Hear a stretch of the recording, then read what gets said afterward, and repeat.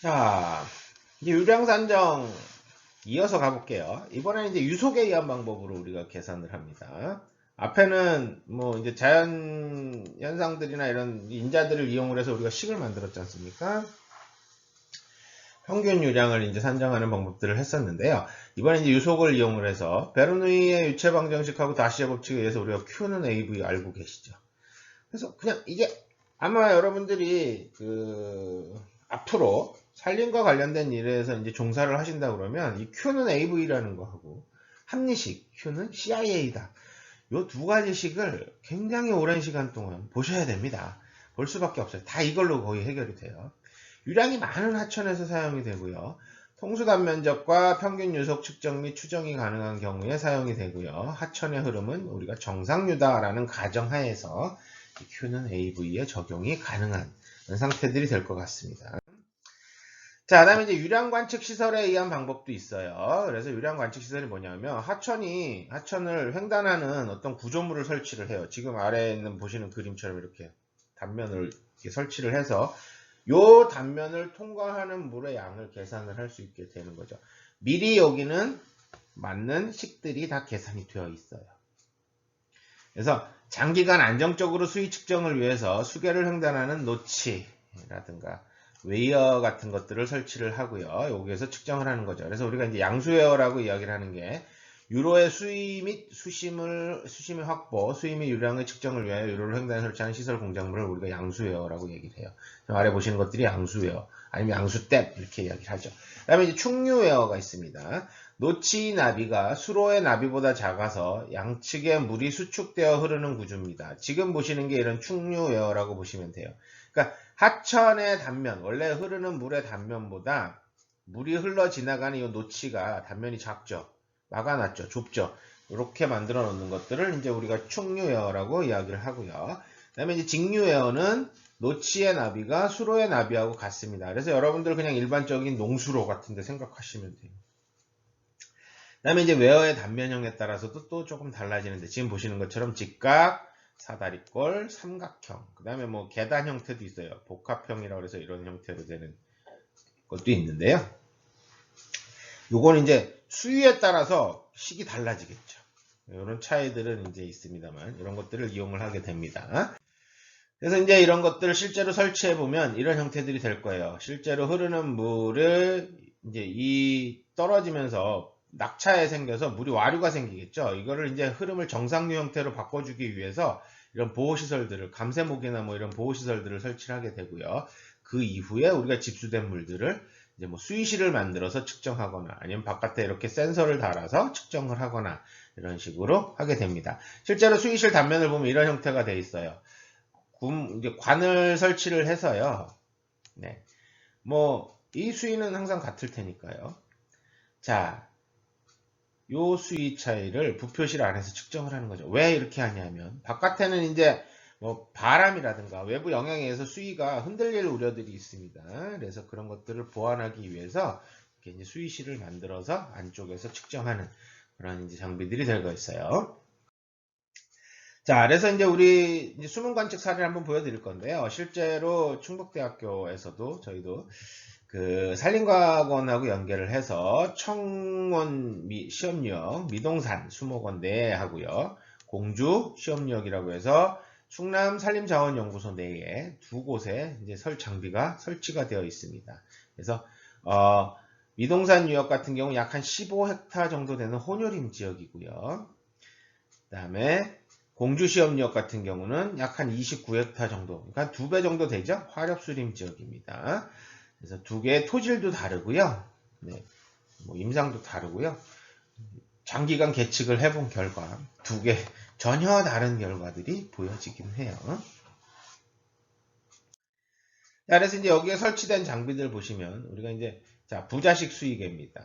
과거에 이제 기록지를 이용해서 뭐 이렇게 한다고 그랬었잖아요. 근데 지금은 이렇게 이제 데이터 로거들이 설치가 돼 있어요. 컴퓨터처럼 로거가 돼서 우리가 이제 데이터를 저장을 해서 받아올 수가 있고요. 이제 백업으로 압력식 수위계가 설치가 돼 있고요. 그다음에 이제 뭐 강우계도 설치가 되어 있습니다. 아마 우리 앞에서 수위계가 아니라 강우 계측에 대한 이야기 했었죠. 자, 그 다음에 이제 이런 이제 수질 조사를 위해서 이런 수질 센서 같은 것도 설치를 하기도 합니다. 그래서 실제로 이제 강수량을 조사를 강우계로 하고요. 자, 인풋을 계산하는 거죠. PG 값 보는 건가요? 네, P 값을 보고요. 그 다음에 이제 유출량을 조사를 하기 위해서 수위를 계측을 합니다. 그래서, 네, 요 V노치를 만들어 놨어요. 이 V노치의 각도는 120도 정도 돼요. 그래서 이제 여기에 맞는 유속을 측정을 해서 우리가 각 수위별로 유속을 측정을 해서 자, 여기는 이제 평행의 흐름입니다. 그죠? 경사가 없어요. 그래서 평행의 흐름이다. 그럼 뒤에서 밀려 들어오는 물에 의해서 앞으로 밀려 나가는 물밖에 없습니다. 그래서 그 부분에 대한 수두차에 의한 그래서 수위별로 유속을 비가 올 때 측정하는 수밖에 없어요. 그래서 이제 이런 측정들을 통해서 값을 계산을 해서 이제 식을 만들어 놨습니다. 그래서 그 식을 이용해서 우리가 작업을 하게 되겠죠. 자, 그 다음에 이제 그 가을이 되면은 우리가 이제 유토량 조사도 해요. 이 사방 이제 그 양수댐 속으로 넘어 들어온 토양들을 지금 오른쪽에 보시는 사진처럼 어느 정도의 양이 들어와 있는지를 확인하기 위해서 이제 이런 작업들도 진행을 하기도 하고요. 그 다음에 이제 수질이 어떻게 변하는지에 대한 연구도 진행을 하기도 합니다. 자, 그럼 이제 이런 유량 관측 시설에 의해서 우리가 유량을 산정하는 방법인데요. 웨어 윗변, 요 지금 웨어 윗변, 물이 넘어가는 요 윗변의 면에 따라서, 두께에 따라서 우리가 칼날 에어냐, 광정 에어로 구분을 하기도 합니다. 그래서 이게 만약에 이렇게 칼날처럼 만들어진 이유는 마찰을 최소화하기 위해서입니다.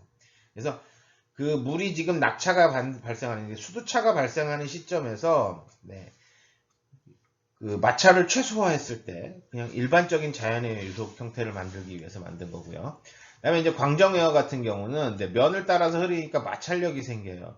그래서 이런 마찰력 때문에 수위에 이제 수두차가 발생하게 되고요. 이 부분에 대한 계산식이 복잡해집니다. 그래서 이런 부분도 고민이 돼야 되는 상황이죠. 그래서 보통 우리가 이제 그 직사각형 칼날레어입니다. 아까 그림에서 이렇게 됐던 거죠. 직사각형으로. 이게 꼭 사다리꼴처럼 보이는데 아닙니다. 직각입니다. 네, 표시를 해드릴까요? 여기 직각, 여기도 직각 이렇게 할게요. 자, 뭐 어쨌든 이런 이제 직사각형 칼날 웨어에서 이제 이런 식이 아예 고정이 돼 버려요. 그래서 접근 유속 수두를 고려하지 않고 정상류 등류로 가정해서 우리가 계산을 하게 되고요. B는 웨어의 납입니다. 그래서 웨어의 폭이고, H는 웨어의 원류 수심이고요. N은 완전 수축수입니다. 그래서 직류는 0, 편축 1, 축류 N2로 해서 계산을 합니다. 그래서 아까 얘기했죠. 직류 웨어는 뒤에 하상, 계류의 흐름과 이게 같은 거였죠. 축류는 어땠어요? 네, 중간을 이렇게 막아서 만드는 형태들이 될 거예요. 이런 형태로 해서 편축 같은 경우는 한쪽은 열고 한쪽은, 그러니까 편축은 아마 이렇게 될 겁니다. 이런 형태로 만들어 놓은 것들이 될 거예요.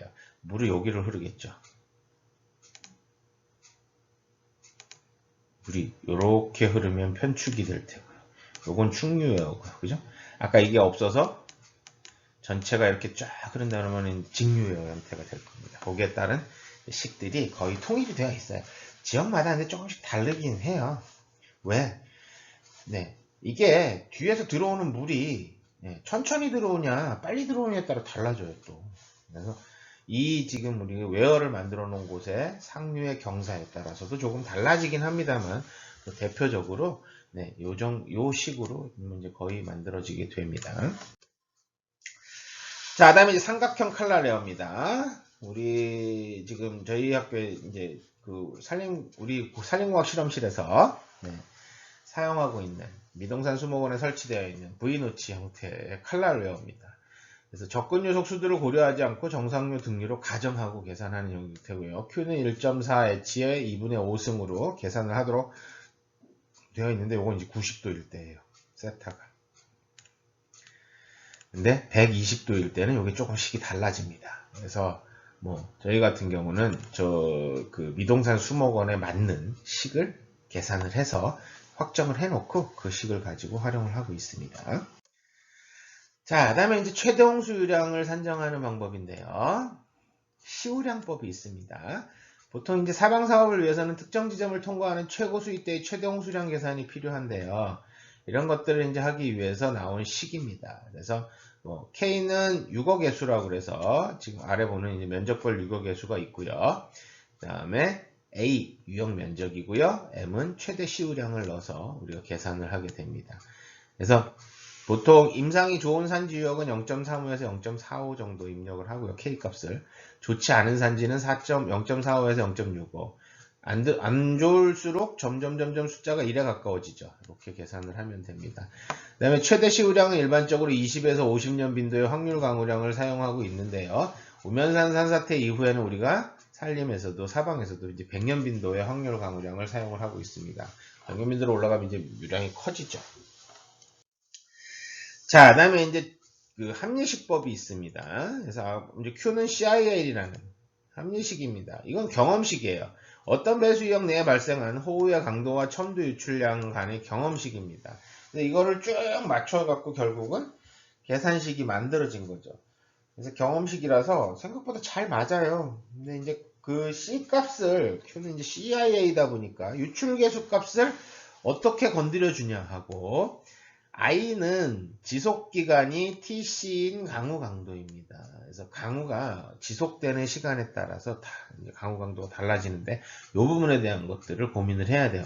그냥 일반적인 강우 강도를 집어넣는 게 아닙니다. 그다음에 이제 유형 면적이 들어가죠. 그럼 TC는 뭐냐? 지속시간, 유달시간 뭐 이렇게 얘기를 하는데요. 여러 가지 식들을 사용을 하고 있습니다만 뭐 크리피치의 경험식 많이 사용을 한다라고 얘기를 하는데 현재 산지 유역에 맞는 TC를 산정하기 위한 연구들 상당히 많이 진행이 되고 있어요.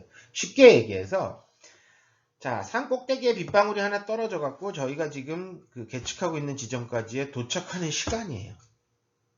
그러다 보니까 이게 지역에 따라서 굉장히 다르거든요. 이런 이제 TC를 계산하는 부분 상당히 중요합니다. 그 다음에 이제 함식 적용식 유출 계수는 보통 험준한 뭐 3기층 산하 기복 있는 토지 산지천 평균으로 탄의 대하천에 따라서 이제 유출 계수가 점점 낮아지 뒤로 갈수록 하는데 폭이 커요. 0.75에서 95, 90 그러면 약 0.15 정도 되는 거죠.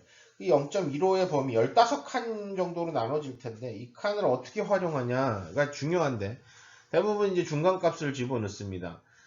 그러면 0.75와 0.90이니까 어느 정도 될까요? 0.825 정도 집어넣으려나요? 뭐 이렇게 뭐 딱 잡아버리게 되는 거죠. 근데 현장에서 맞추기 위해서는 이런 것들이 좀 고민이 돼야 됩니다. 그래서 일반적으로 상류는 0.9 이상, 중류는 0.8 이상, 하류는 0.7 이상 적용을 하라고 나와 있긴 한데요. 그러다 보니까 0.9 적용하죠. 너무 큰 값이 나올 수도 있고 너무 또 작은 값이 나올 수도 있고 그래서 이제 현장 여건하고 맞추는 것들이 굉장히 중요합니다. 그 다음에 이제 유형 면적의 단위가 헥타냐 제곱킬로미터냐에 따라서 우리가 0.002778을 앞에 곱해줄 것이냐 아니면 0.2778을 3.6을 곱해줄 3.6분의 CIA를 할 것이냐 360분의 CIA를 할 것이냐를 결정을 해야 됩니다. 자, 다음에 이제 홍수위 흔적법이 있어요.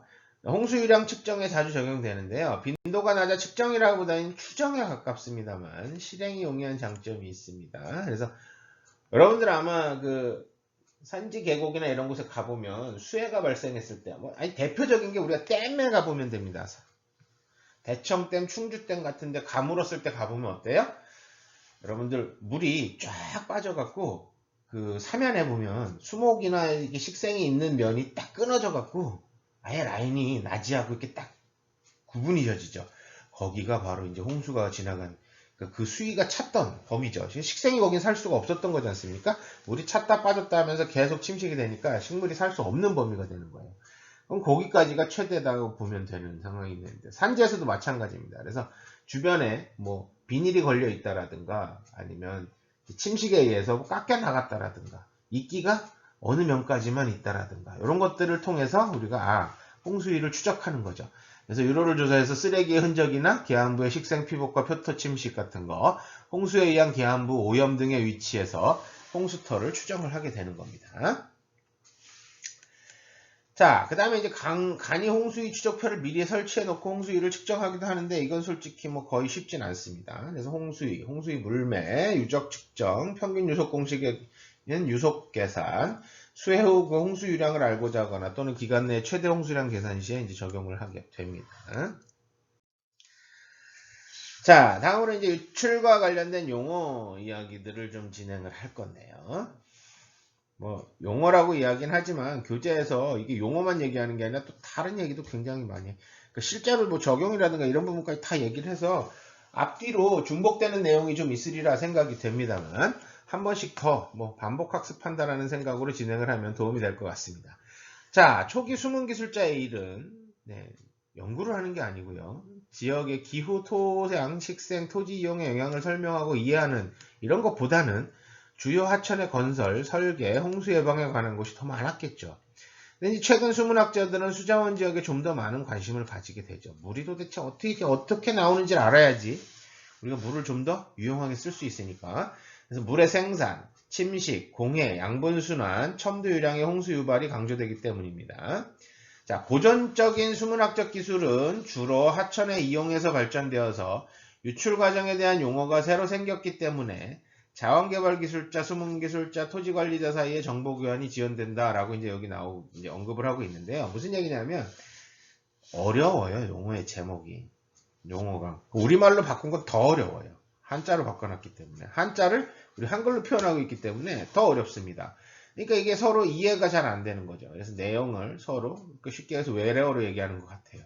그래서 그런 용어에 대한 뜻들을 기본적으로 알고 계신다 그러면 대화할 때 굉장히 편하고 이해가 쉬워지겠죠. 자, 수리학 또는 수문학은 일반적으로 사용하는 용어에 복합적인 의미를 내포해서 혼동하기 쉬우므로 용어에 대한 정확한 이해가 필요합니다. 자, 유출에 대한 용어 중에 이제 유량의 분류에 사용되는 용어가 될 것 같습니다. 우리가 이제 우리말로 번역하면 이제 수로상 강수인데요. 채널 프리시피테이션입니다.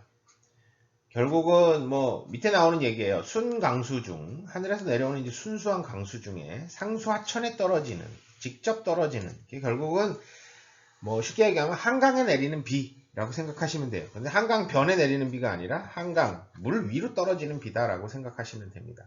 이제 상수 하천 여러분들 아마 배웠을 거예요. 상수 항상 물이 흐르는 하천이 이제 상수 하천이고요. 그다음에 이제 뭐 간헐천 아마 이거는 둘째 주인가 셋째 주쯤 아마 수업할 때 용어로 이야기를 했었어요. 상수하천, 간헐천, 건천. 그죠? 네, 간헐천은 비가 온 이후에 물이 조금 더 흐르는 하천이 될 테고요. 비가 올 때만 물이 흐르고 비가 그치면 물이 흐르지 않는 하천은 건천. 뭐 이렇게 이야기를 했었어요. 자, 그래서 유역을 벗어나게 되는 최초의 강우 또는 용설수라고 우리가 이야기를 하고 있고요. 수로상 강수는 하천에 직접 떨어지는 그래서 하천 유출의 일부분이라고 정의되는 용어가 될 것 같습니다. 수로상 강수를 받는 면적은 뭐 예로서 이제 미국 동부의 예를 들고 있는데요. 일반적으로 총 유역 면적이 한 1% 정도 된다고 이야기를 하는데 항상 물이 흐르는 수계, 상수, 하천, 상류, 하천 뭐 이렇게 얘기를 해요. 번역본이 더 어려운 것 같아요. 용어가 처음부터 끝까지 통일되어 있지가 않은 형태가 되는데 상수, 상류 같은 얘기입니다. 근데 한글로 써놓으면 상수하면 이게 윗상자를 쓰는지 아닌지 잘 모르지 않습니까? 한자로 써놓으면 이제 상자가 써서 항상 상자죠. 항상 흐름이 있는 수계라고 해서 점유 면적이기 때문입니다. 자, 근데 강수가 지속이 되면 수로상의 강수 면적이 점점 늘어나요. 왜? 간헐천에도 물이 흐르게 되고요. 건천에도 물이 흐르게 되니까 수로가 확장되기 때문에 유역에 이제 몇 %까지 증가할 수 있다라고 이야기를 하고 있습니다. 자, 다음에 이제 지표 유화수입니다. 한글로 지표 유화수, 지표라고 그러면 여러분들 알고 유하, 흐를 유자에다가 아래 하자. 물 숫자 쓰겠죠. 오버랜드 플로우라고 이야기를 할 수가 있습니다. 그래서 뭐 지표수라고도 이야기를 해요. 강우 기간 동안 수로상 강수 다음으로 벗어나게 되는 강우 또는 용설수라고 이야기를 하는데요. 표토층에서 침투되지 못하고 흘러내리는 동안에도 침투하지 않는 것으로 순강수 중 가장 가까운 유로까지 지표 위로 흐르는 하천 유출의 일부분이 될 것입니다. 무슨 얘기냐? 비가 오기 시작해요. 땅속으로 침투도 일어나지만 침투가 되지 않고 표면을 따라서 하천까지, 그러니까 계류까지 흘러내려가는 물들을 우리가 지금 지표 유화수다라고 이야기를 하게 됩니다. 자, 다음 이제 지표면 유출인데요. surface storm flow, 뭐 surface runoff 이렇게 이야기를 하는데 앞에 이야기했던 수로상 강수와 지표 유화수의 합입니다. 그러니까 땅속으로 침투되지 않고 하천으로 직접 다 들어가는 물들을 이야기를 합니다. 그래서 지표면 유출은 지표면에 침투하지 않는 반면에 지표하 유출, 이제 아래에서 설명할 건데 얘는 침투했다는 차이가 있습니다. 그다음에 이제 지표하 유출수가 있는데 다음은 지표면 밑에서 나온 하천 유량의 일부분으로 매우 빨리 수로에 도달하기 때문에 강우에 의한 직접 유출량에 포함이 되기도 합니다. 지표하 유출을 나머지 하천 유출과 분리하는 것은 수문학자의 판단에 좌우되고요. 이 지표하 유출이 눈에 보이지 않기 때문에 유출 과정에 작용하는 정확한 역할에 대해서는 불확실합니다. 아직도 연구들이 많이 되고는 있어요. 간혹 우리가 인터플로우, 중간유라고 이야기를 하기도 하는데요. 이거는 잘못된 겁니다. 지표와 유출과 이제 동일한 의미로 사용되기는 하는데 그건 아니고요. 내용을 잘 살펴보면 지하수면 위에 비수직적 지표와 유출수를 의미하며 우리가 지중수라고, 이 중간유는 지중수로 결정이 됩니다. 지표와 유출과는 구분이 된다라고 생각을 하시면 될 것 같아요.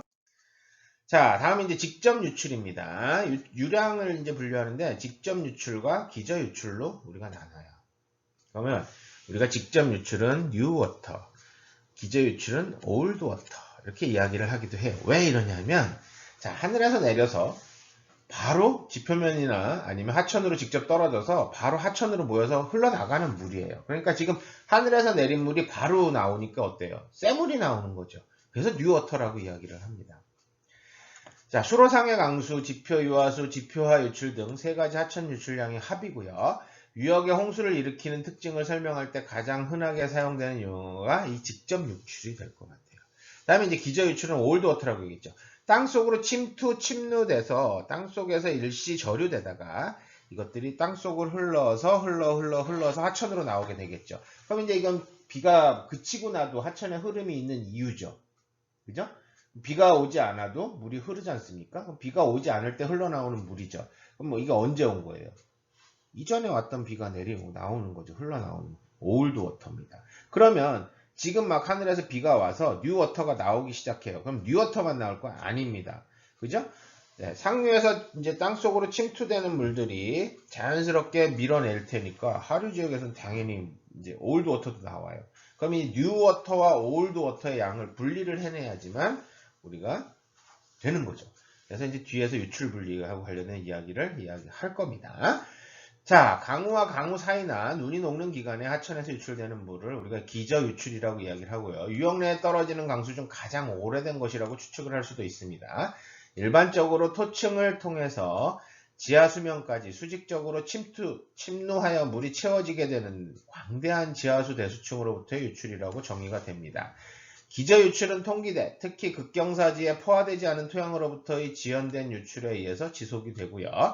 양호한 산림지역을 흐르는 하천에 있어서 총 하천 유출의 약 한 85%가량이 기저 유출에 의해서 발생이 됩니다.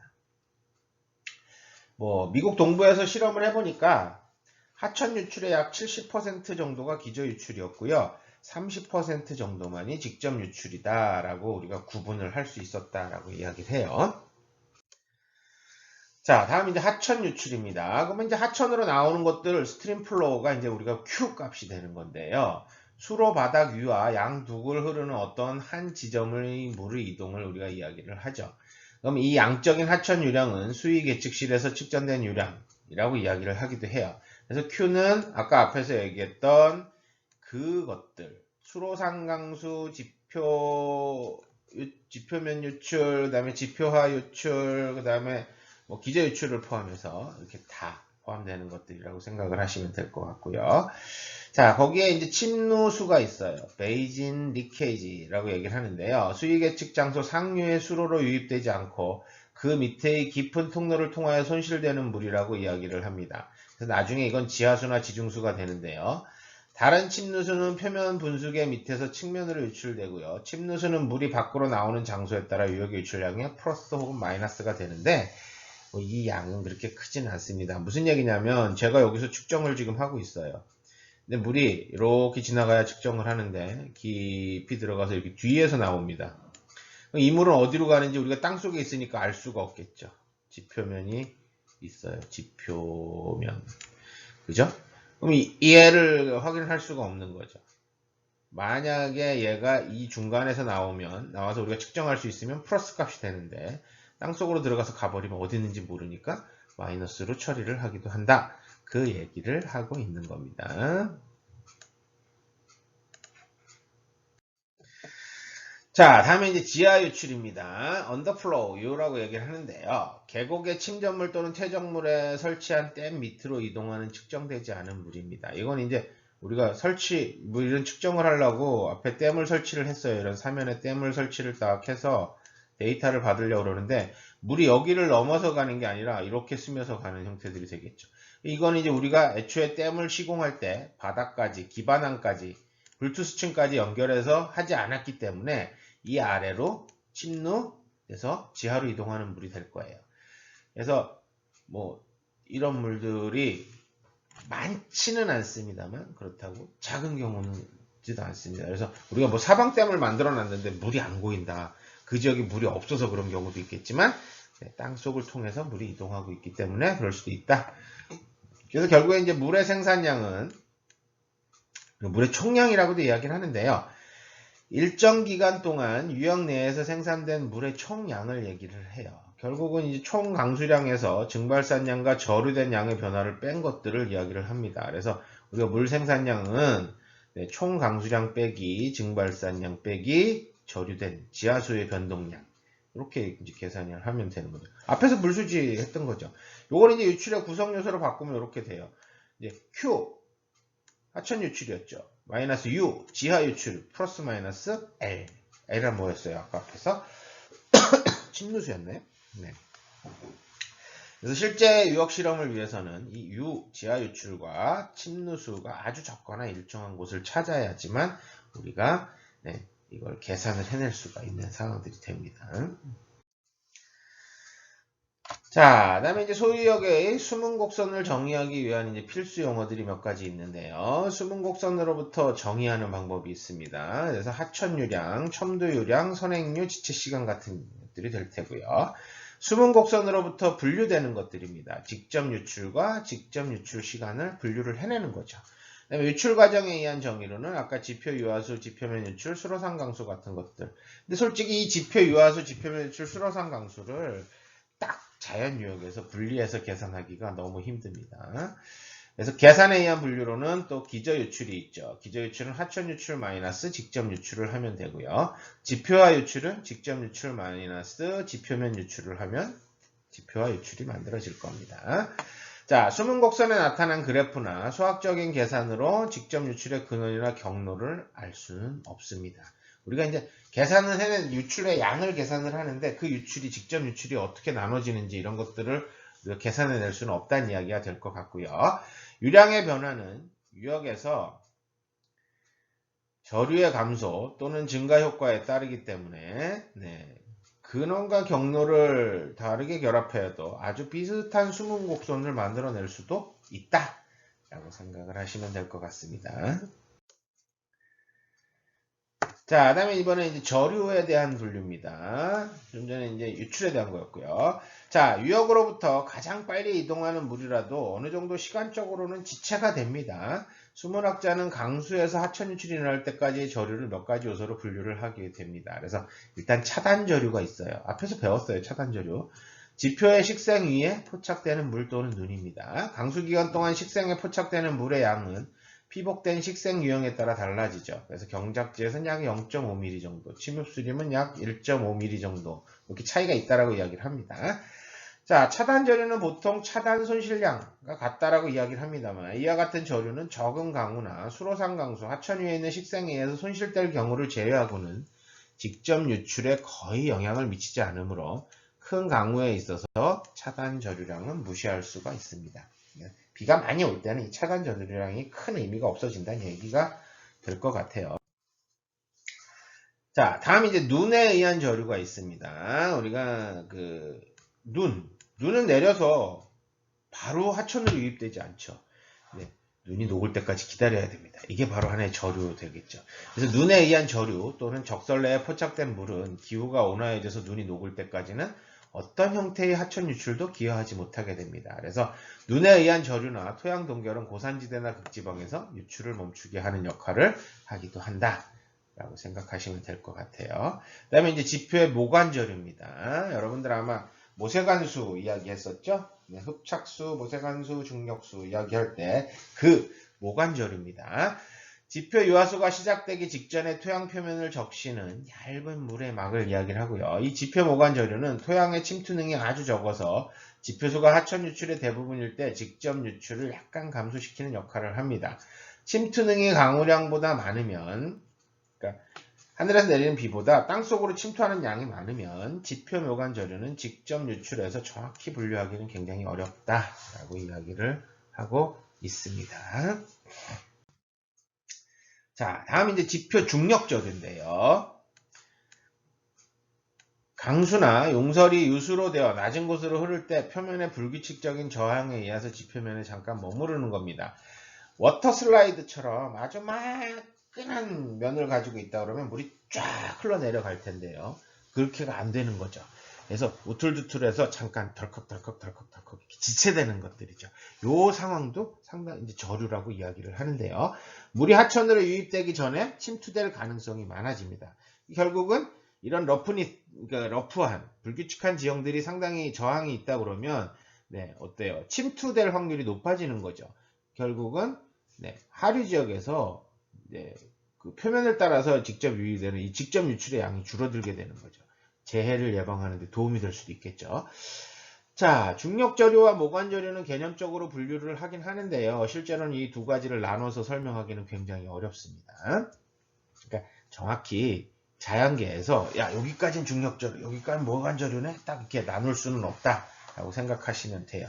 이런 현상들이 발생을 해서 결국은 합쳐지는 형태가 되지만 네. 임상의 모관저류도 있습니다. 통과 유량이나 수간류, 나무의 줄기를 따라 흐르는 물들이 임상의 낙엽층, 분해층, 부식층 등에서 일시적으로 저류되는 현상입니다. 뭐 스펀지 같은 개념으로 생각하셔도 될 거예요. 대부분 낙엽층에 물이 있으며 분해층, 부식층에 물이 조금 있는 상태들이 됩니다. 그래서 강우 사이에 임상에 의한 차단량이 됩니다. 그래서 우리 앞에서 차단 손실량 계산할 때 이야기했었던 거 연결이 됩니다. 자, 그다음에 임상에도 이제 중력저류가 있어요.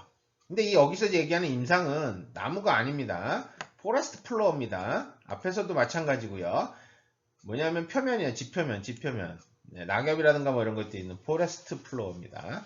일시적으로 중력에 의해서 통과 우량이나 수간류가 머무르는 것을 이야기를 하는데 자, 이 임상의 모관저류와 중력저류 비슷합니다. 양적으로 근데 이 중력저류가 훨씬 양적으로 많대요. 폭우시 직접 유량을 감소시키는 큰 역할을 한다라고 이야기를 합니다. 나중에 침투를 위한 강수를 잠깐 동안 잡고 있기 때문입니다.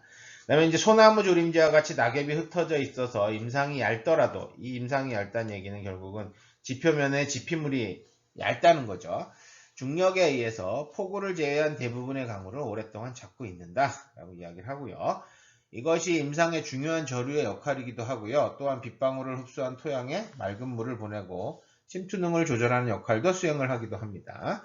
만약 강우가 계속되면 중력저류량은 아래로 이동하는데 이것을 임상내류, 리터플로라든가 임상외류 네, 이렇게 나눠서 부르기도 합니다. 임상내류, 임상외류. 그럼 임상외류가 확장된 수계를 따라 생길 때 이것은 즉시 표면 직접 유량의 일부가 된다라고 이야기를 하는데요. 아까 얘기했듯이 이것도 임상의 모관저류, 중력저류 구분은 그렇게 쉽지는 않다. 현장에서는. 자, 그다음에 이제 와지저류가 있습니다. 강수나 용설수가 짧은 기간 동안 연못이나 와지에 집수되어 저류되는 물인데요. 와지저류 이렇게 여기가 와지입니다. 이렇게 온폭 패인 지형들이 있어서 여기에 물이 잠깐 동안 모여 있으면서 땅속으로 침투되거나 이런 상황들이 발생을 하겠죠. 이렇게 어느 정도 직접 유출에 영향을 미치게 되고요. 지표수를 저류하여 후에 침투되게 함으로써 직접 유출을 크게 감소시킬 수 있습니다. 자, 그다음에 이제 토양 수분 저류가 있습니다. 강우 뒤에 풍화토층에 일시적으로 부착된 물과 장기간에 걸쳐 부착되는 물, 모세관 저류라고 우리가 이야기를 하죠. 자, 통기대가 깊은 곳에서는 토층의 저류는 직접 유출과 기저 유출의 시간과 양에 있어서 상당히 중요한 역할을 하기도 합니다. 자, 저류 되게 많네요. 지하수 저류가 있습니다. 보통 유역 내에서 수년 동안 남아있게 되는데요. 주로 수로 주변에 포화되어서는 즉시 직접 유량이 되기도 합니다. 유출에 미치는 지하수의 영향은 잘 알려져 있지 않은 편이다 라고 보시면 되고요. 자, 이번엔 이제 수로상 저류입니다. 그죠? 하천에서 강의 수로에 있는 물입니다. 어떤 시점에 우기종 또는 강수로 크게 변하며 하류에 있는 강의 수문 곡선에 큰 영향을 미치겠죠. 강우시 상류 수로는 물을 일시 저류하므로 하류에서의 최대 유출량의 증가를 억제합니다. 무슨 얘기냐면 하천에도 물이 이제 쌓이면 흘러가는데 하늘에서 떨어진 물이 바로 밀어낸다고 해서 물이 밀려서 가진 않는 거죠. 약간 지체가 되는 거죠. 이런 지체 시간들을 조금씩만 더 만들어준다, 줄 수만 있다라 그러면 와지저류처럼 만들어줄 수만 있다 그러면 어떤 현상이 될까요? 하류에서 일시에 이 직접 유출이 모두 모여갖고 홍수가 발생하는 일들을 줄일 수가 있겠죠. 지체 되면 결국은 마지막에 나오는 물은 양이 적어지는 형태가 되는 거죠. 집수가 동시에 되지 않으니까. 이런 시간차를 만들어내는 방법들로 재해를 예방하기 위한 이런 연구들도 진행이 되고 있습니다.